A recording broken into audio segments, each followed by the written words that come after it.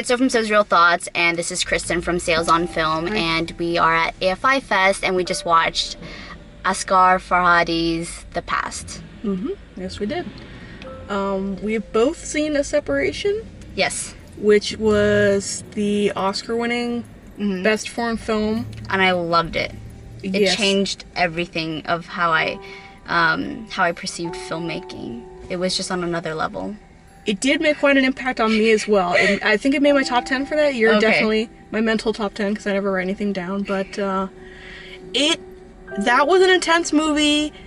Nothing compared to the intensity of this movie, in my opinion. Really? Yes. Are you serious? Okay, Farhadi, when he first came out and presented the film, he said that we should not judge it knowing about his previous movies or having any other like preconceived notions about what it's about or anything. And so I try to like clear Which is good because I knew nothing about it. Oh, okay. I went in knowing nothing. Yeah, me too. Okay. And so when I watched it, I was like trying to be objective and not compare it to A Separation. But that's impossible because the subject matter is so similar. Yeah. Right? Yeah. It almost seems like that happened, and then it was like the story. No. Well, maybe we should tell the people. Yes. Sorry. So The Past is like A Separation. It's about a divorce in some ways. There are three main characters, and I'm gonna forget or butcher their names, but one is played by Tahar Rahim, who was in A Prophet. His character's name is Samir.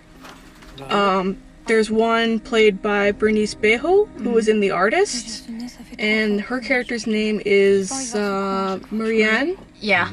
And then there's one who's the actor's name I don't know or I've forgotten. He's a Iranian actor, and his character's name is Ahmed. So there are three main characters. It starts with Ahmed, who has come from Iran to France, and he meets a woman, Marianne, but we don't know their relationship. Yeah. It turns out that they are technically still married, but he has come to France to finalize their divorce. And Tahar Rahim's character is, I guess, the current fiance or boyfriend of Marianne, and they're living together.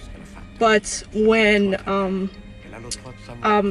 Ahmed comes, he comes to live at their house. Yeah. So it's a very awkward threesome from the beginning.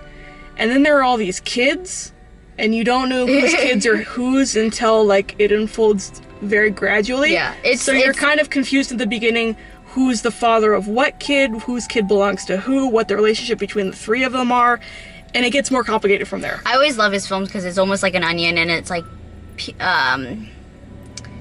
layer by layer, everything just unravels, and you find out so many more information that you didn't think were even possible. Yeah, it just gets more and more complex. Yes, and you thought it was intense by the... Well, actually, okay, let me rephrase.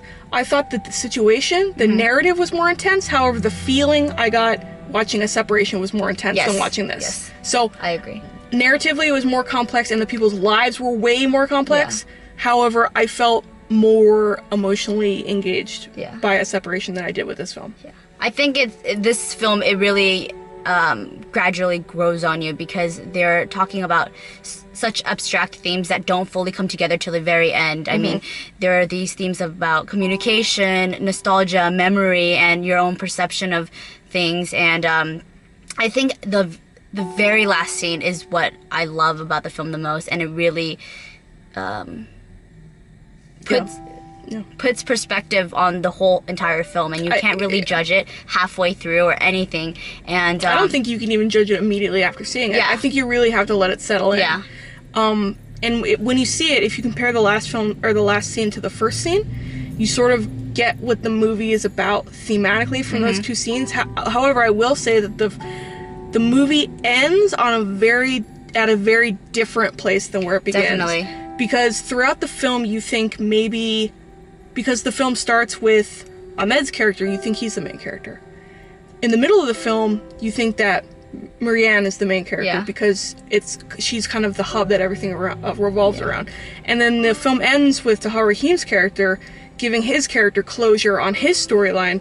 So really, at the end, you realize that all three of them are sort of the main character, Yeah. and they all get their due. And It's so complex. yeah, and the way that these people relate to each other is so intricate, Yeah. and it's so messy. It's just really like about how people can really sort of mess up their lives or have complicated things from just the tiniest little mistake or tiniest miscommunication. But I thought it was so well crafted in the way they kind of layered it, and the way they like let you have certain kind of information, and it's incredible. I was kind of skeptical halfway through the film, but I think by the end I was totally sold on the film. And yeah, I think my reservations mainly lay in the fact that a lot of the plot reveals are extremely melodramatic, and I usually don't like melodrama, but this reminded me, this is kind of the melodrama without the mela.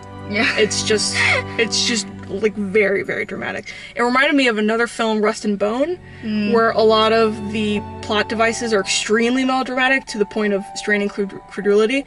However, the director, Jacques Audiard, makes it work, and the performances make it work, and I feel like that's what's happening here. Yeah. Is that the performances are standing across the board, and the writing is so spot on, and the directing is so spot on that it makes those things work, even though sort of like when you hear it, you're like, oh, I'm gonna roll my eyes, but no, like it actually comes through. yeah.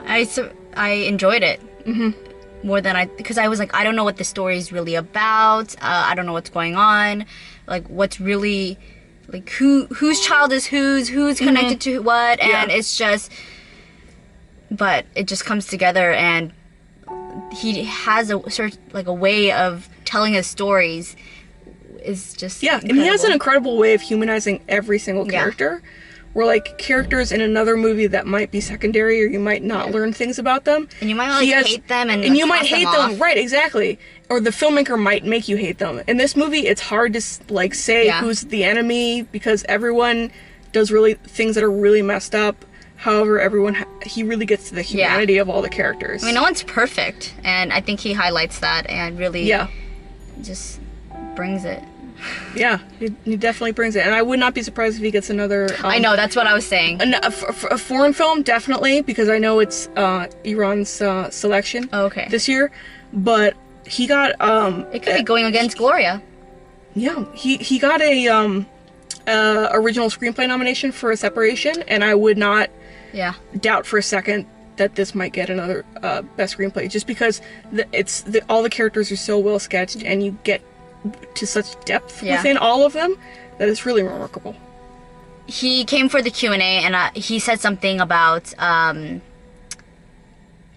misunderstanding. There are two definitions of misunderstanding: a true misunderstanding and a mirage of a misunderstanding. And I was like, a true misunderstanding, if like someone's speaking a language you don't understand, so you legitimately don't understand it, whereas a mirage misunderstanding is just like a miscommunication between people who would generally otherwise understand. And I almost thought of it like it's your own perception of what you think is happening, but it's, you're projecting your own self. Yeah, or you filter it through whatever it is you're feeling. And I thought that was... Yeah, like if you think somebody's insulting you when they're not. Yeah. That's a mirage misconception, and this movie is full of those kinds of things. And I just thought, like, when he said that, I was like, wow, you explained so much of the movie in such simple terms, and I get it, and I love it. Yeah, it's such a complex movie, but its themes are very, very simple, and if you think about it in terms of those themes, everything sort of comes together really well. And I've never really seen a film that really touches on these subjects of miscommunication,